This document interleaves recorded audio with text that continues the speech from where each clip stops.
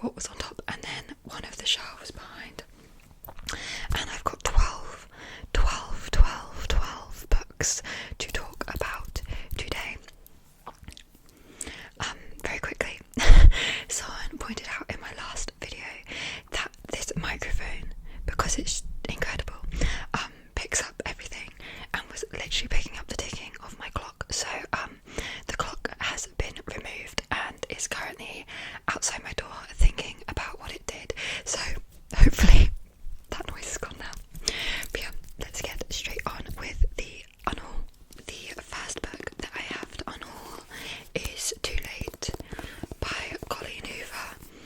I did actually buy this one myself when it first published in England, which was in 2023.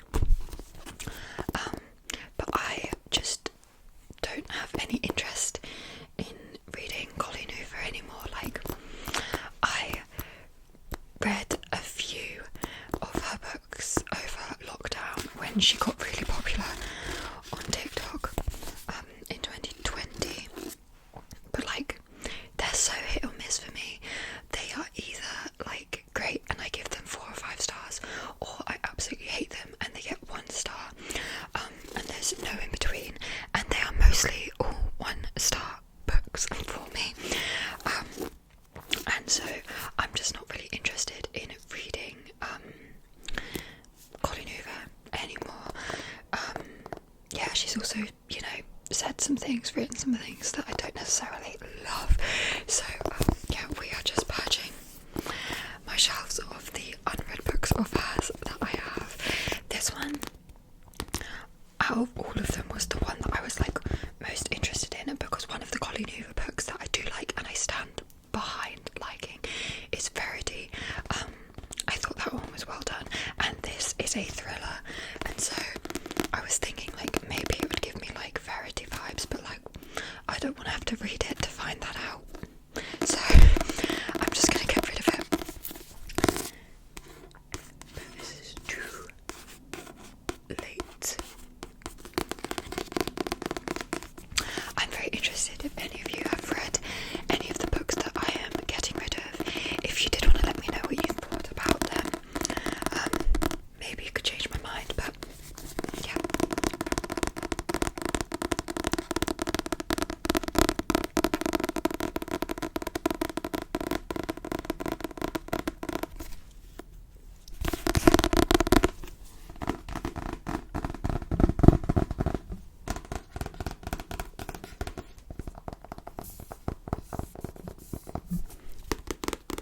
It says it's a breathtaking psychological suspense about obsession and dangerous love. But yeah, I'm just gonna get rid of this one. The next book that I am getting rid of is one that, again, I've had for a couple of years. I got this in a blind date with a book. Like, honestly, I think I would enjoy it, and like maybe at some point I would get to it, but it's just not one that I see myself reaching for within the next like 3 years. So what's the point of me having it, you know, because I've just got so many unread books. So I'm just going to get rid of it so I don't have to feel guilty about seeing it and having not read it every time. And that is Dating Dr Dill by Nisha Sharma. Again, I don't know very much about this one, other than it's a spicy romance about a doctor. That's literally all I know about it. It's been blurred by Tessa Bailey on the back, and I don't love Tessa Bailey, so that was another strike against it. I've actually heard nothing but good things about this book. I just don't see myself getting to it within the next few years, and if I've already had it for like 2 years, so if it's just going to sit there for another 3 years, like, what's the point? You know what I mean? I imagine, I don't know, but this might be on Kindle Unlimited as well, so if I ever did want to read it, I could always get it on there. But yeah,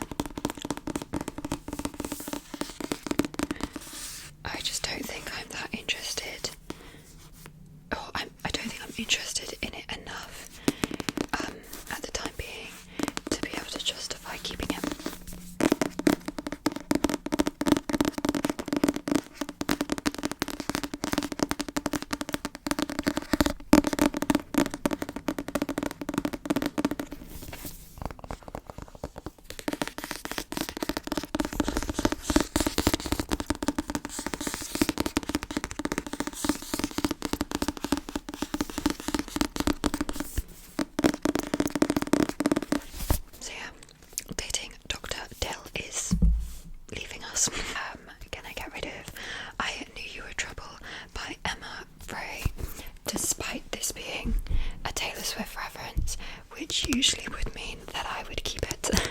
I am going to get rid of this one. As I've spoken about before, I'm very picky with my romance books because they can be very, very hit or miss for me.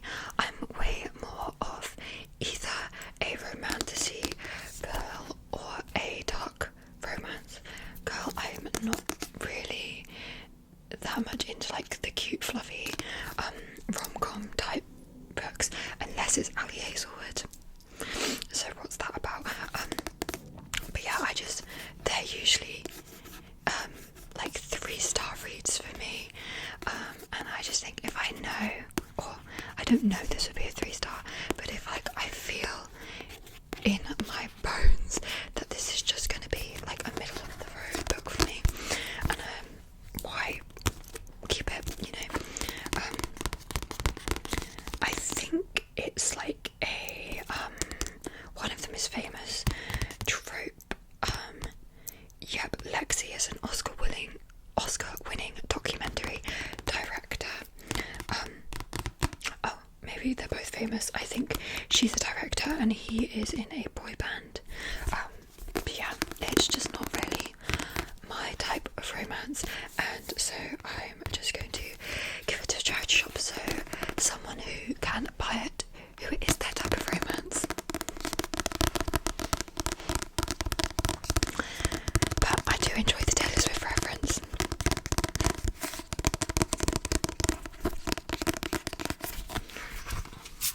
I've also got a bookmark for this one. This must have been sent to me. It says November 24.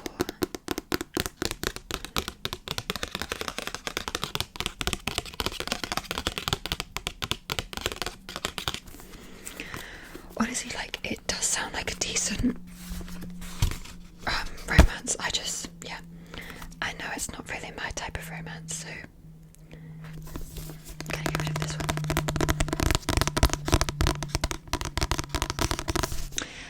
Next up is another one that I've had for like 3 years, and it's another like rom-com that I just don't think I'm like that interested in reading. It's Charlie, Love and Cliches by Ella Mays. I'm not sure. I think this one is a workplace romance. I've only read a few workplace romances, like for example The Hating Game, and again, like, that was just a very middle of the road book for me, and I'm just not too interested in reading this one. I do enjoy the cover. It kind of gives similar vibes to Better Than the Movies, which I do own and I am planning on reading because for some reason I love a cute YA romance, but if it's like spicy and that, like, rom-coms just aren't, I don't know, yeah. This one says perfect for fans of Elena Armas.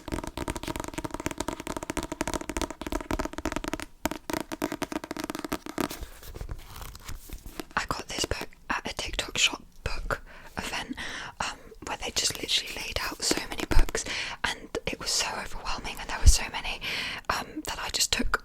I was like, I've got to take stuff, and so I was just picking up everything, and I got this there, and like, yeah, that was like 2 years ago, and I just still haven't read it, so we'll say goodbye to this one. I do think the spine is really cute though, but a cute spine is not a reason to keep a book, so we'll say goodbye to this one. Next up is a little bit of a different vibe. It's a YA horror, I think.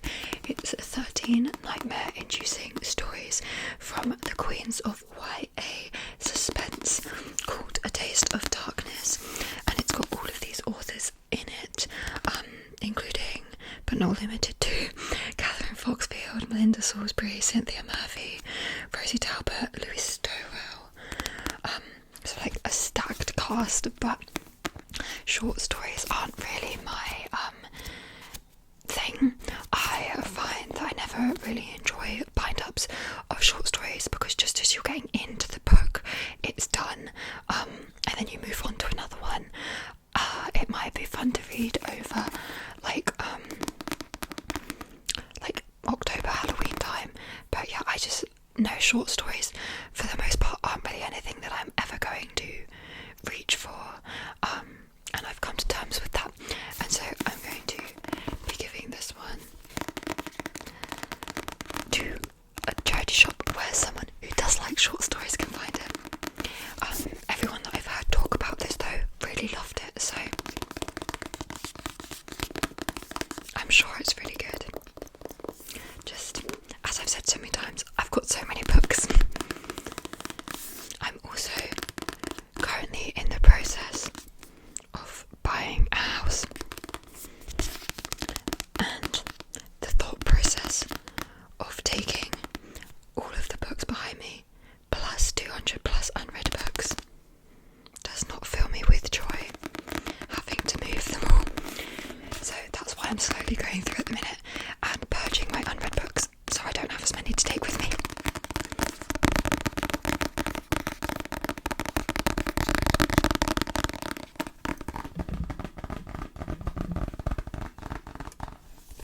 So, yeah.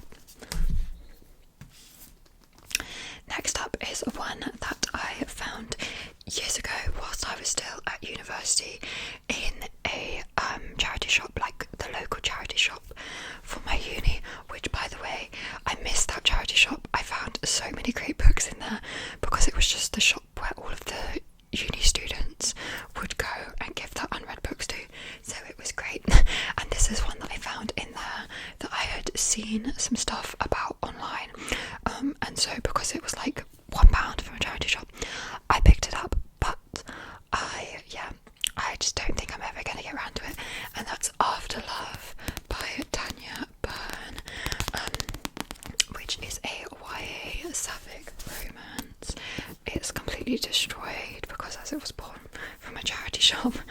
I think it sounds a bit like a mystery romance, which I've read a few of those before and have enjoyed. It's just, as I said, I think I got this like 5 years ago, so I still haven't read it, so will I ever?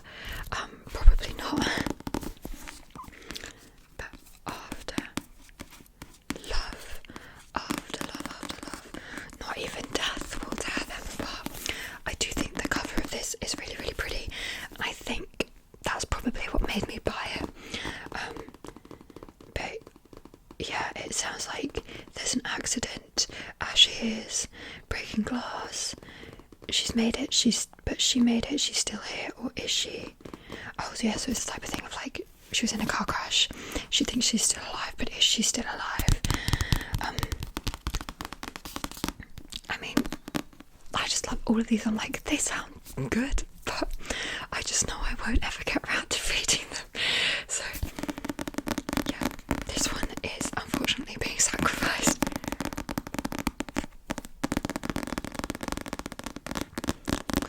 These ones now were also the ones that were on the back of my book cart that honestly I've not even seen these books in like 2 years. So I took them over and I was like, oh yeah, forgot I had these.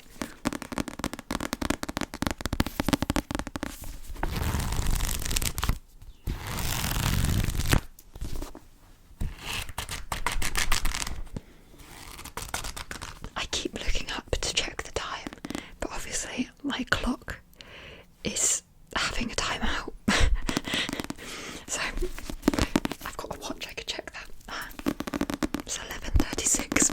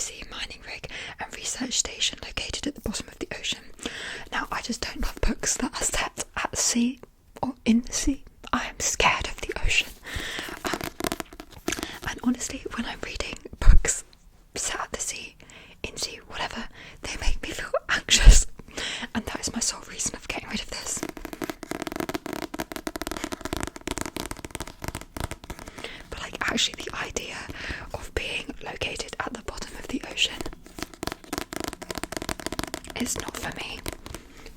Not for me, unfortunately.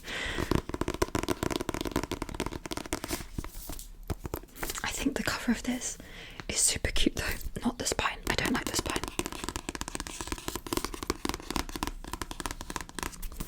It's got these little bubbles. Bubble, bubble, bubble, bubble, bubble, bubble, bubble, bubble, bubble, bubble, bubble. There's a lot of bubbles. But yeah, this one is going to be given away to a charity shop as well. Next one is one that I've started and tried to read so many times, and I've just never been able to get all the way through it. That's the colour it's meant to be.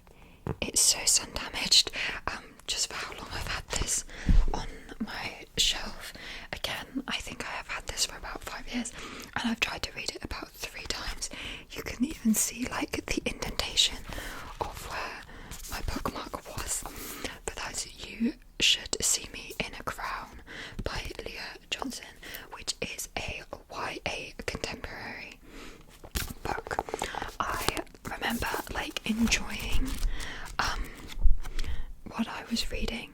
I just could never get into it, and I think maybe just because I'm older than the intended audience, like sometimes YA, like it doesn't matter your age, like you can still get into them, but some YAs really read as YAs, and this was one of those. So I just don't foresee myself ever going back to it, but I tried so many times. But yeah, this one was about Liz, and it was like exploring race and oh my god, what is the word I'm looking for? Class, I guess, like race and class within her small town and her school. And yeah, as I said, like it was written well, the story was good. I think I'm a bit too old for how it was written, but yeah, there's nothing wrong with that.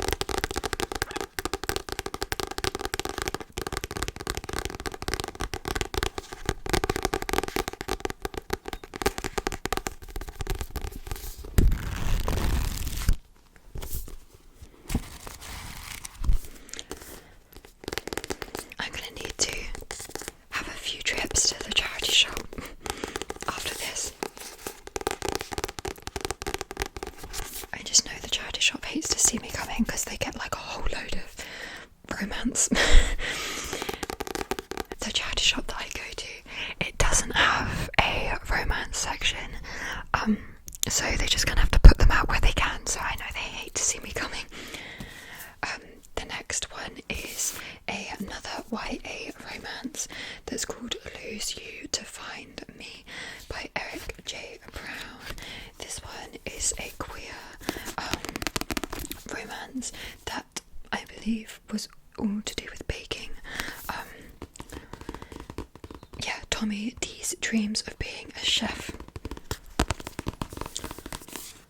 I haven't really got any reason behind this one other than the fact that, again, I've had it for about 4 years, and it was at the back of my TBR cart, and I pulled it around the front, and I was like, forgot about that.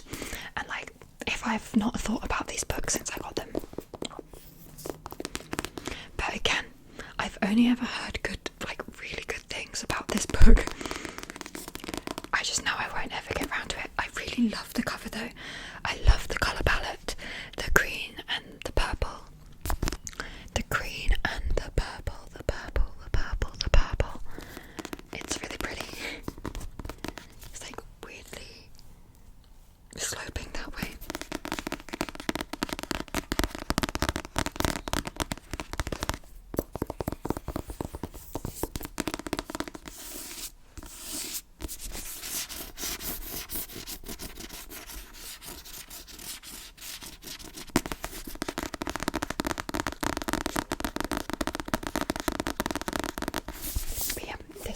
Also going to a charity shop.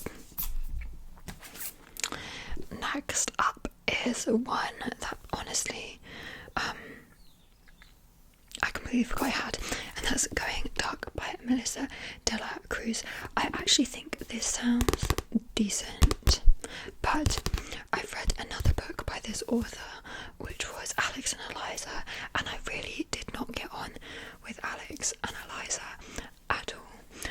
And I just think it was because of the writing that I didn't get on with Alex and Eliza. And so if that's the issue I had with this author's previous book, I imagine it's probably going to be the same in this one. This one is I'm not sure if it's young adult, but it's a thriller mystery. Oh, it's a new adult mystery. About all the missing girls who fall off the radar. Hashtag where is Amelia Ashley? It sounds like it's following the disappearance of a social media influencer called Amelia Ashley, and it's following the boyfriend, the hacker, the other girl, and the truth. I like the cover of this one as well. Honestly, it's when I'm filming these videos and I'm talking about the books that I'm like, but that sounds really good. Do I want to keep it? But no, I've got to stick with my decisions. If you die online, do you die for real? That is the question. Going dark. And this is going to be going to the charity shop. Okay, I've got two books left. The first one is a sci-fi, I think it's like a gaming inspired sci-fi book called Game Over, Rise of the Raid Mob by M.J. Sullivan. It's just not really my type of book. I don't really love sci-fi. I'm not that big of a gamer. The only game I play on my Nintendo Switch is Disney Dreamlight Valley, and I've also played what's it called, Animal Crossing, and I also like cooking mama, so this type of gaming isn't really up my street. This one says, what happens when virtual reality becomes as convincing as the real world? That also sounds like something that would full on throw me into a panic attack. I really can't deal with things that are to do with like AI becoming real or virtual reality becoming real, because it just does not compute in my brain. Like, have you seen the movie, what was it called? The Fall Guy? No. I don't know. It was about a game that had a bunch of NPCs in it, and you were following one of the NPCs as he kind of gained consciousness and realised that he was AI and not real. But like, it messes with my brain. Like, what do you mean this like virtual AI can gain consciousness and like become real? And I can't do it. And so I'm not going to put myself through what would inevitably be a complete and utter like breakdown, existential crisis.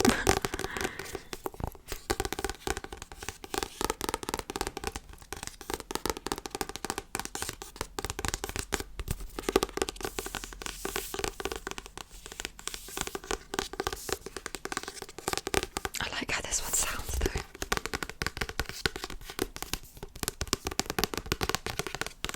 Okay, but yeah, that one's going to be going as well.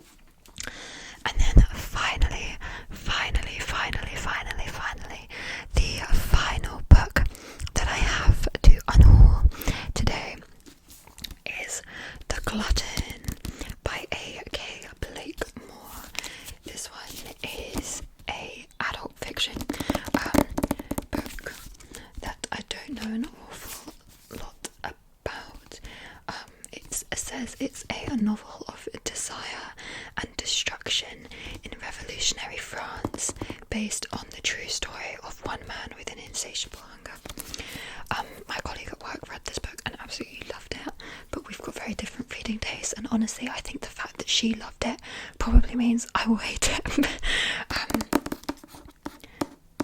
I do think the cover is very cool.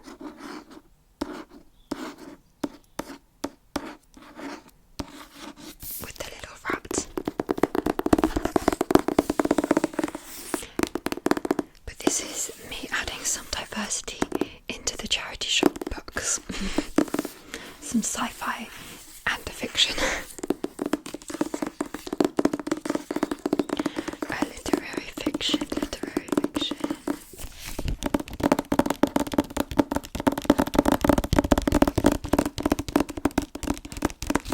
The cover's actually, the more you look at it, like the creepier that is. Okay. So those are all of the books that I am going to be unhauling this month. There's 12 of them. I feel like I did a really good job. Stay tuned for next month, and I'm definitely going to be unhauling more books.